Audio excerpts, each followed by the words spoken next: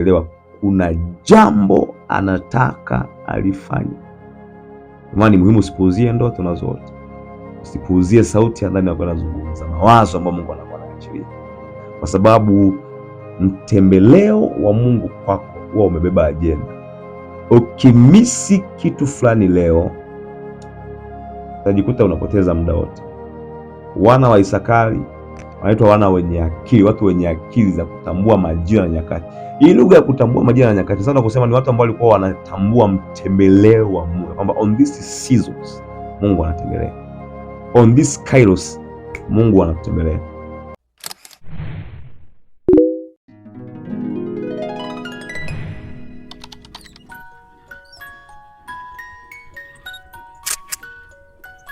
Kwa hiyo unahitaji msaada, Mungu akikutembelea, msaada unakuwa kwako. Jina la Yesu lisifiwe. Lakini hoja nyingine, kutembelewa na Mungu huwa inaleta fursa ambazo sio za kawaida kabisa. Inaleta fursa ambazo sio za kawaida. Kusoma maandiko kwenye kitabu cha Luka sura ile ya kwanza, kuanzia mstari wa 26, unaona namna ambavyo Mariamu, mtu wa kawaida kabisa, mtu wa kawaida Mariamu alipata fursa ya kumbeba Yesu. Wenzetu wanamuita mama mbarikiwa. Alibarikiwa, sasa umebarikiwa kuliko wanawake wote. Yule malaika wakati anamtokea ni moja ya ajenda ambayo ilikuwa pale. Alipata fursa. Na hii ni kwa nini? Ni kwa sababu ile ajenda ya Mungu inakuja kwa mtu. Mungu akija kwako anazungumza na wewe kitu. Akizungumza na wewe kitu, maana yake amekupa fursa kwenye jambo fulani kiutendaji. Kuna jambo kabisa na kwa amekupa hiyo fursa kabisa. Musa alikuwa ategemea ile kitu, ila anakuwa fursa ya kuwa sehemu ya watu wanaokomboa Israeli. Ndio sana kusema mkombozi wa Israeli. Ilikuwa ni mtembeleo tu. Mtembeleo tu. Ibrahim amekaa pale, Mungu anamwambia sasa kuanzia leo utakuwa baba wa mataifa. Mtembeleo. Baba wa mataifa. Ni kutembelewa tu. Umekugundua ilikuwa hahitaji mtu aabudu ili Mungu aje amwambie wewe ni nani. Ilikuwa mtu hahitaji asome sana neno la Mungu ili Mungu amwambie wewe ni nani.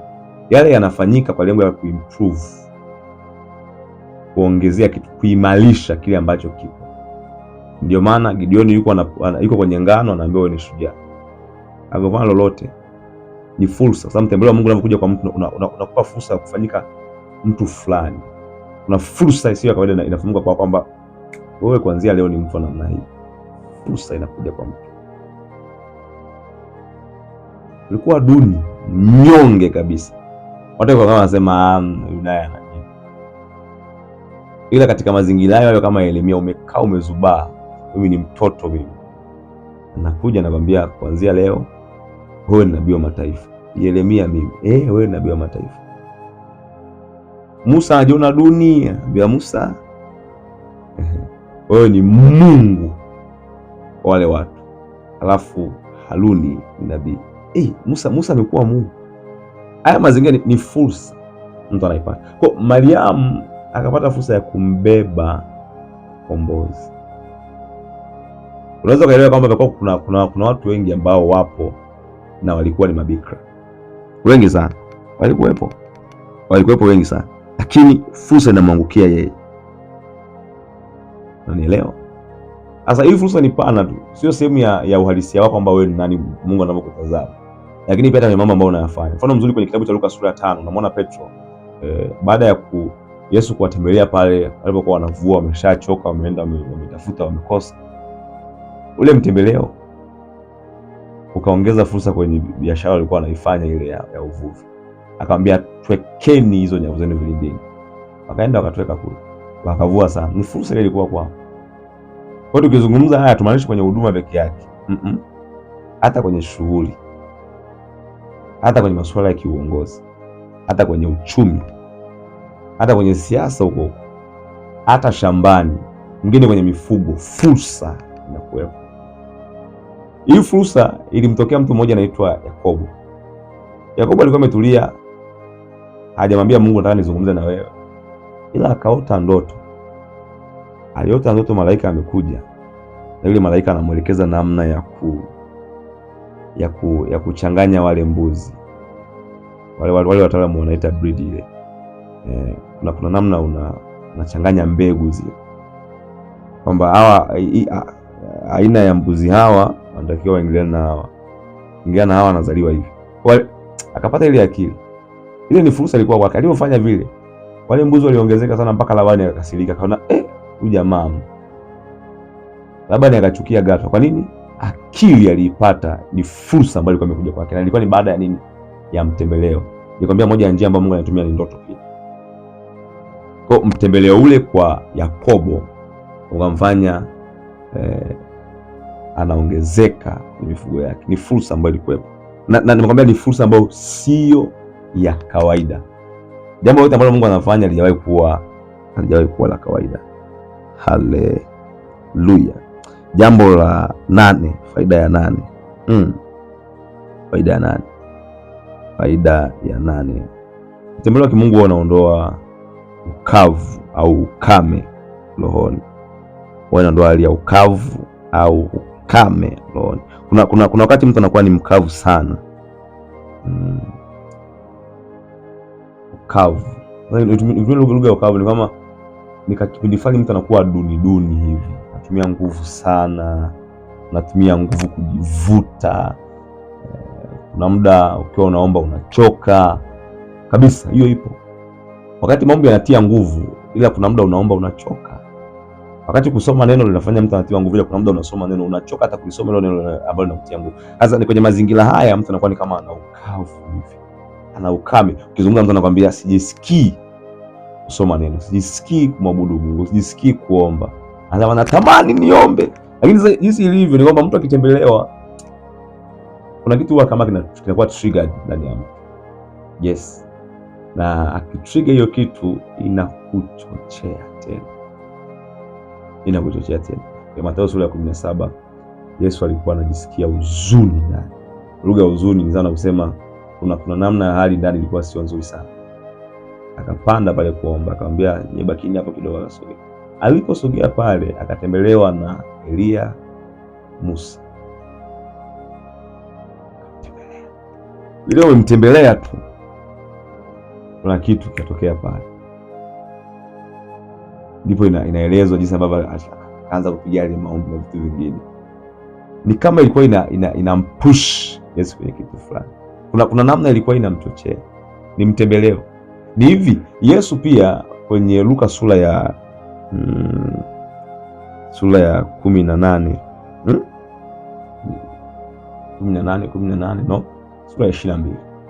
Luka sura ya 22. Wakati Yesu ameenda kuomba pale amechoka tena.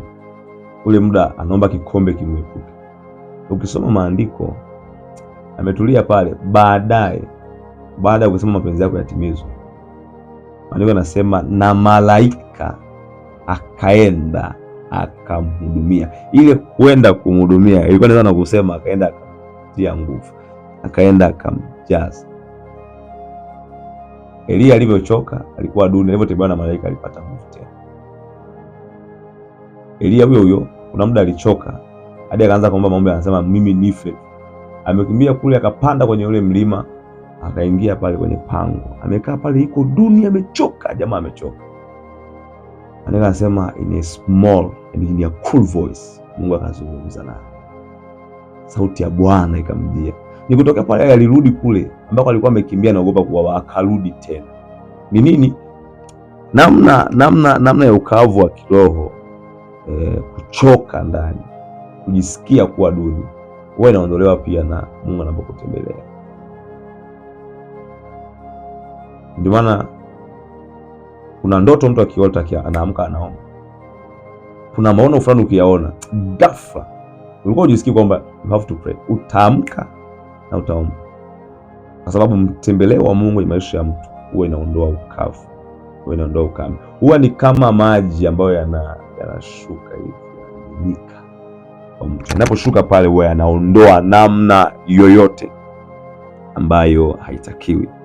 Haleluya. Kwa hiyo hilo la muhimu sana. Hilo ni la muhimu sana. Lakini hoja ya 9. Wewe inaimarisha imani za watu. kwa hiyo maisha imani ya mtu. Na jambo zuri kwenye hili kwamba imani ya mtu kwa Mungu haiimariki kwa sababu umesikia tu watu wengine wanamzungumzia Mungu.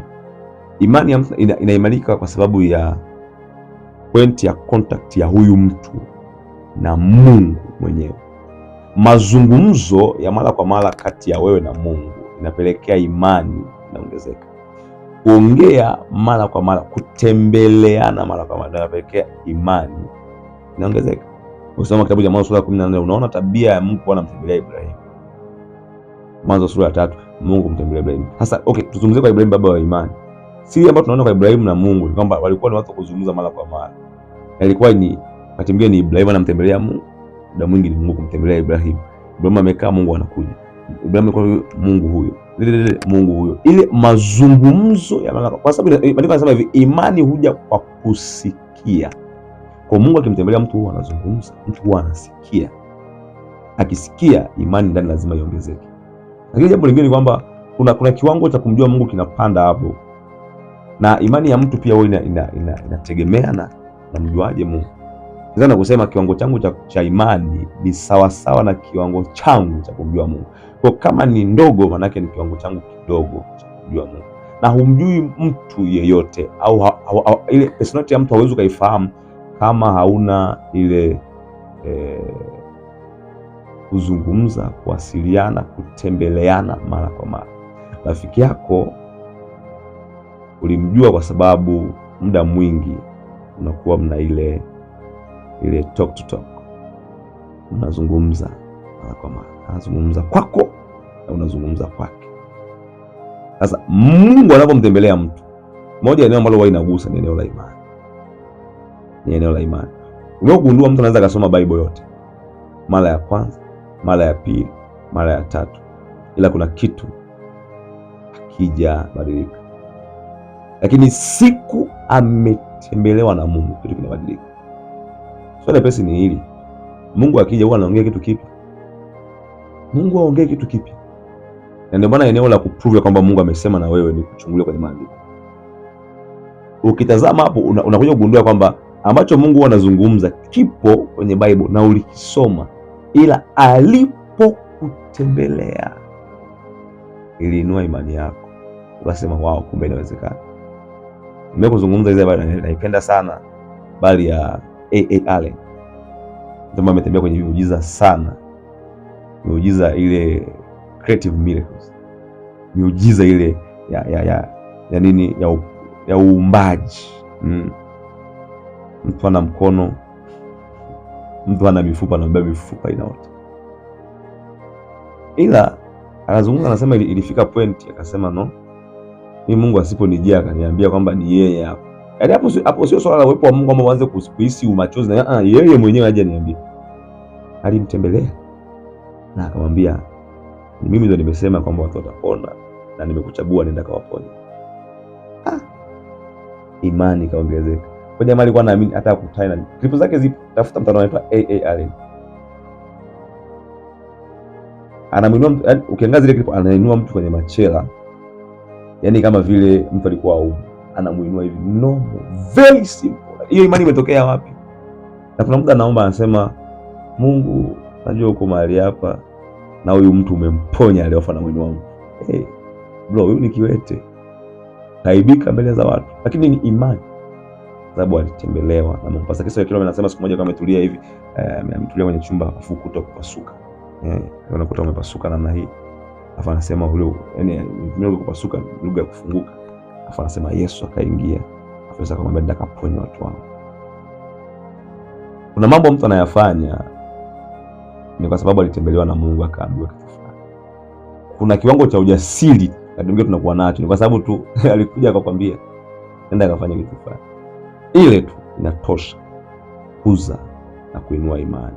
Sababu imani chanzo chake ni kusikia, na kusikia huja kwa neno la Kristo. Na kusikia huja kwa neno la Kristo. Manake bila neno toka kwa Mungu, imani ya mtu haiwezi kukua.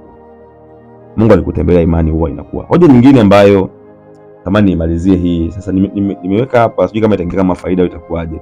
ila mahali popote ambapo pia mtembeo wa Mungu unakuwepo, Mungu anatembelea watu. Hii sasa, hii hoja inakaa tahadhari, huwa inaleta hukumu, huwa inaleta hukumu hasa kwa wale ambao wamekataa toba, wale ambao wamekataa kumrudia Mungu. Kwenye Luka sura ya 19 Yesu aliangalia mji ule wa Yerusalemu, anasema akaulilia, anasema eli kama ule mji ungelijua saa ya kujiliwa kwake, saa ya kujiliwa, manake wakati kutembelewa, lakini mji ulikuwa hauelewi. Lakini pia baadaye akazungumza akasema halitasaliwa jiwe juu, kama ule mji umejengwa namna ile utabomoka, utaharibika. Ulikuwa ni mtembeleo, lakini umeleta lugha ya hukumu, umeleta lugha ya hukumu. Sodoma na Gomora, unakumbuka kwenye maandiko Mungu alisema acha niende nikashuhudie mwenyewe, niende mimi mwenyewe nikaone.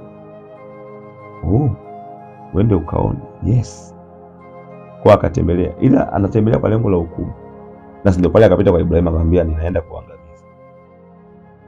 Ametembelea ila mkononi judgment imeshika. Kwa kuna wakati mwingine Mungu anapotembelea maeneo huwa ni hukumu, na hii ni muhimu sana mtu awe makini. Mfano mzuri ni kwenye Luka sura ya 1 unamwona mtu mmoja anaitwa baba wa Yohana, yule Zakaria kuhani wa Mungu, ametulia pale, ana shida kabisa, kuhani wa watu. Malaika anamtembelea, alafu alipomtembelea anampa maelekezo ya kwamba atazaa na vitu vingine. Jamaa akaanza kuleta ugumu, hataki kuamini. Anasema alipigwa ububu, sana kusema alihukumiwa kuwa bubu kwa kutokuamini tu. Mungu akamfunga kinywa. Lengo la kumfunga kinywa ni kwa sababu kinywa kinaumba, sije kwa sababu ilionekana hata amini. Kwa kama hata amini, maana yake ataanza kusema mambo ambayo si, akizungumza inaweza ikaaboti ile plani ya Mungu. Kaja kufunguliwa kinywa baada ya mtoto kuzaliwa Yohana. Ni nini? Mtembeleo wote wa Mungu nao kuja, wao unakuja pia na hukumu. Ndio maana ni muhimu mtu akawa makini. Sasa hii ni tahadhari, maana nasema ni hoja ambayo inakaa katika namna tahadhari. Mtu akawa makini na mtembeleo wa kimungu. Sasa tutazungumza zaidi kwenye kile kinachofuata, somo linalofuata. Mahali popote Mungu anatembelea, kuna tension lazima mtu awe nayo. Kuna namna ya kuzingatia mtu anapaswa kuwa nayo. Ikikosekana hiyo, ni Mungu yeye amekutembelea ambapo faida watu wanazipata, ila ukizubaa laana. Nimekwambia kwa habari ya sanduku la agano, mtu ameligusa vibaya lile akafa, ila ni sanduku hilo ambalo wengine linamtembelea anafaidika, ila kuna mtu ameligusa akaondoka. Mtembeleo wa Mungu unapokuwa unakuja, huwa kuna lugha ya hukumu pembeni. Ikitokea zingatio halijakuwepo la kutosha, hiyo hukumu inaweza ikawa kwenye moyo. Ziko faida nyingi sana, nimekupa hizi 10. Kwa kumalizia niseme nini? Mungu ana agenda na wewe. Hizi faida zote ambazo nimezieleza hapa, zote ni halisi, na chochote ambacho kimetokea kwenye maandiko mtu akikiamini, mujibu wa maandiko, hicho kinaweza kuwa cha kwako. Kinaweza kuwa cha kwako. Kinaweza kuwa cha kwako. You may touch it, you may own it. Inawezekana kabisa, kwa sababu Mungu amekufanya punde kidogo na yeye. Alafu kwa sababu hiyo pia huwa anakutembelea. So wewe unaweza usielewe kwamba agenda ni nini kwa muda huu. Be sensitive enough ya kwamba huu ni uwepo wa Mungu. Hapa Mungu amenitembelea. Kama amenitembelewa, kuna jambo anataka alifanye.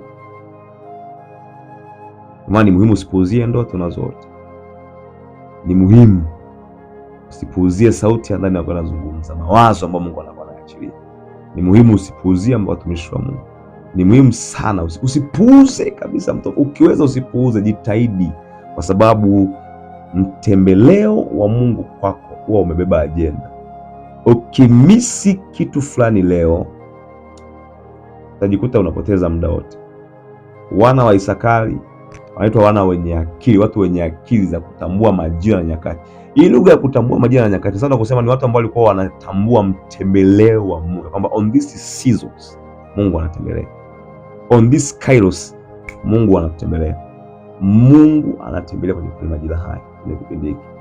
Kwa sababu ya wao kutambua hoja hiyo, hawakosei, walikuwa able to discern, kutambua ya kwamba huu muda ni muda wenyewe, hapa ametutembelea. Kwa ishara hii Mungu ametutembelea, kwa ishara hii Mungu anasema na sisi, kwa ishara hii anatuelekeza, kwa ishara hii anasema tutoke, kwa ishara hii anasema tusitoke, kwa ishara hii anasema fanya kitu fulani, kwa ishara hii anasema hapana, kwa ishara hii anasema anza, kwa ishara hii anasema usianze. Anambia wale mitume, msitoke mpaka mtakapotembelewa na Roho Mtakatifu, mpaka atakapoajilia Roho Mtakatifu, maana mpaka mtakapotembelewa na Roho Mtakatifu. Iko ajenda. Haleluya. Mungu akubariki sana. Unaweza share jumbe hizi, kama ni audio share, kama ni video share link kwa watu wengine, na usisahau kusubscribe hapo kama unatazama, na Mungu akubariki sana katika jina la Yesu Kristo.